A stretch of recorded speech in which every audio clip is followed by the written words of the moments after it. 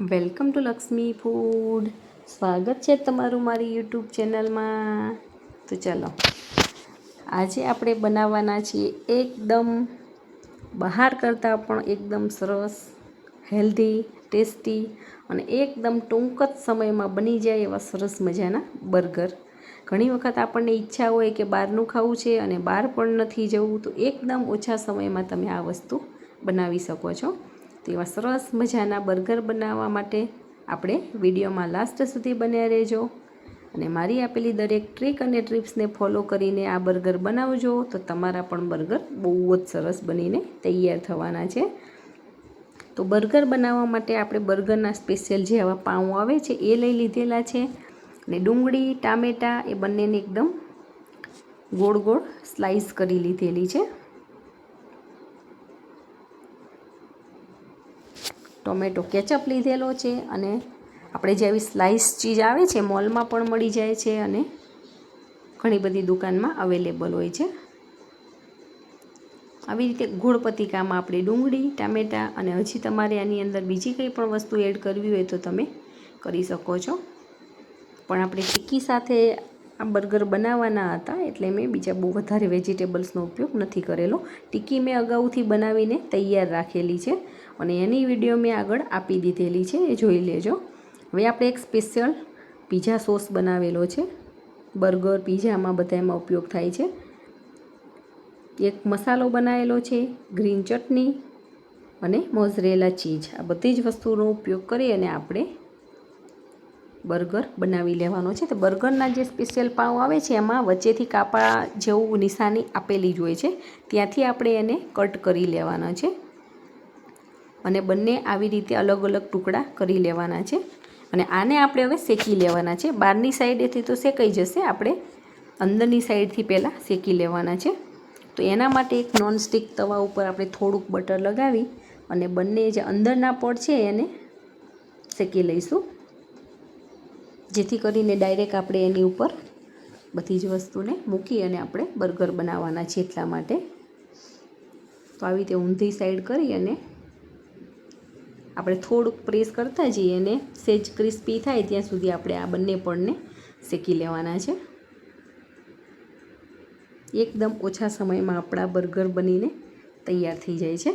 જો તમે મારી ચેનલમાં નવા હોય અને હજી સુધી ચેનલને સબસ્ક્રાઈબ ના કરી હોય તો ફટાફટ સબસ્ક્રાઈબ કરી દેજો અને બાજુમાં આપેલા બેલ આઇકોનને પ્રેસ કરી દેજો, જેથી કરીને આવનાર તમામ નવી રેસીપીના વિડીયો ફટાફટ તમારી સુધી પહોંચી જાય.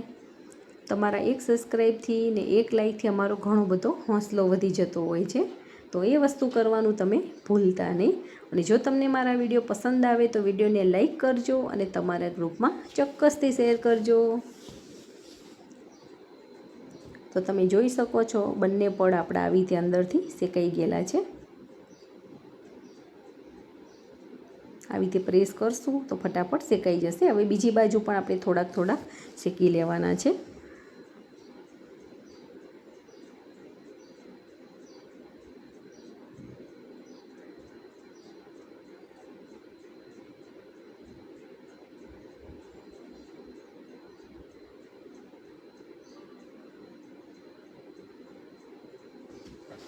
આ આપણે શેકીએ છીએ અંદરથી સોફ્ટ પણ થઈ જાય છે અને ક્રિસ્પીનેસ પણ આવી જાય છે. હવે આપણે બર્ગરને બનાવી લેવાના છે. તો એના માટે આપણે જે નીચેનો ભાગ આવે પાઉંનો એ લઈ લેવાનો છે. એની ઉપર આપણે બધું વસ્તુ મૂકવાની છે. હવે જે અંદરનો ભાગ છે એમાં જે મેં ટોપિંગ બનાવેલું છે એની અંદર ટોમેટો કેચઅપ, મેયોનીઝ અને શેઝવાન ચટણી ત્રણેય વસ્તુ સરખા પ્રમાણમાં લઈ અને મિક્સ કરી દીધેલી છે અને એનું આ નીચે પેસ્ટ બનાવેલી છે નીચે લગાવવા માટે. એની ઉપર આપણે કોથમીર મરચાંની જે ગ્રીન ચટણી આવે છે એ લગાવી લઈએ છીએ. આ બંનેનું કોમ્બિનેશન જો તમે એક વખત બનાવીને ખાઈ લીધું ને, તમને વારે વારે આ બનાવીને ખાવાની ઈચ્છા થશે. આ ચટણી પેસ્ટ બહુ જ સારી લાગે છે. હવે ઉપરથી આપણે થોડુંક મોઝરેલા ચીઝ મૂકી દેવાનું છે અને કોબીજના મેં પત્તા લીધેલા છે આવી રીતે, એને નીચે રાખી લઈશું સૌથી નીચેના પડમાં. પછી ઉપરથી આપણે થોડોક મસાલો સ્પ્રિંકલ કરી લેવાનો છે. હવે ટામેટાની સ્લાઇસને આવી રીતે ગોઠવી લેવાની છે. અને જે મેં ઉપર છાંટવા માટેનો મસાલો બનાવેલો છે એની અંદર ચાટ મસાલો, આમચૂર પાવડર, ગરમ મસાલો, સહેજ સંચળ પાવડર અને ધાણા જીરું પાવડર આ બધી જ વસ્તુનો ઉપયોગ કરી અને મેં બનાવી લીધેલો છે। હવે ટામેટાની સ્લાઈસ ઉપર થોડોક મસાલો છાંટી અને ઉપર આપણે જે વેજીટેબલ કે આલુ ટિક્કી બનાવીને તૈયાર રાખી છે એ મૂકી દેવાની છે અને જે સ્લાઈસ ચીઝ છે એને આવી રીતે કટિંગ કરી લેવાની છે। તમે જોઈ શકો છો એકદમ પતલી આવી તૈયાર જ આપણને મળતી હોય છે, એ ઉપરથી સરસ મૂકી દેવાની છે ને એની ઉપર પણ આપણે થોડોક મસાલો છાંટી લઈશું।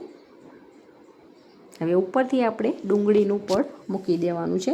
જો તમને કેપ્સિકમ ભાવતા હોય તો તમે આમાં થોડા કેપ્સિકમ પણ ટુકડા મૂકી શકો છો, પણ બાળકોને થોડાક ઓછા પસંદ છે એટલે મેં નથી મૂકેલો આની અંદર।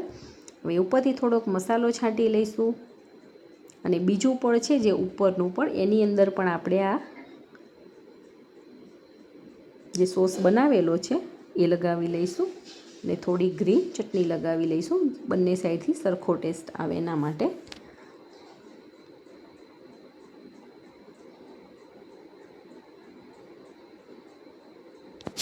અને તમારે ડબલ ચીઝ બનાવવું હોય તો તમે આની ઉપર હજી થોડીક ચીઝ ખમણીને પણ લઈ શકો છો અને ટોમેટો કેચઅપ ઉપરથી આવી રીતે લગાવી લેવાનો છે।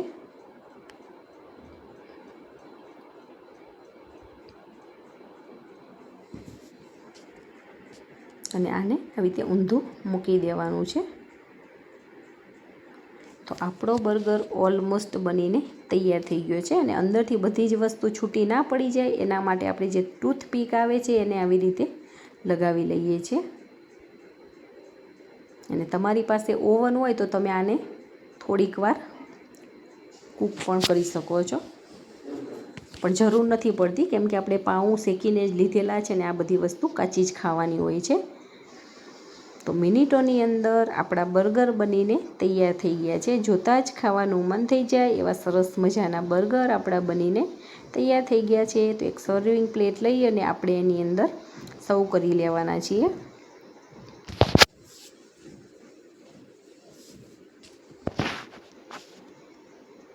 અને એક બર્ગર ખાઈએ ત્યાં તો પેટ ફૂલ થઈ જાય છે। તો ઓછા સમયમાં બની જાય છે અને ઝડપથી બની જાય છે અને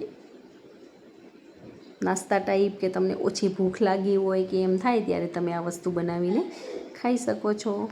ને ક્યારેક ડિફરન્ટ ખાવાની ઈચ્છા થતી હોય ત્યારે આ બર્ગર બનાવીને ખાઈ જોજો અને તમે પણ આવી રીતે બનાવજો અને તમારા બર્ગર કેવા બને છે એ કમેન્ટ કરીને મને ચોક્કસથી કહેજો અને વિડીયો પસંદ આવે તો વિડીયોને લાઈક કરજો અને તમારા ગ્રુપમાં ચોક્કસથી શેર કરજો।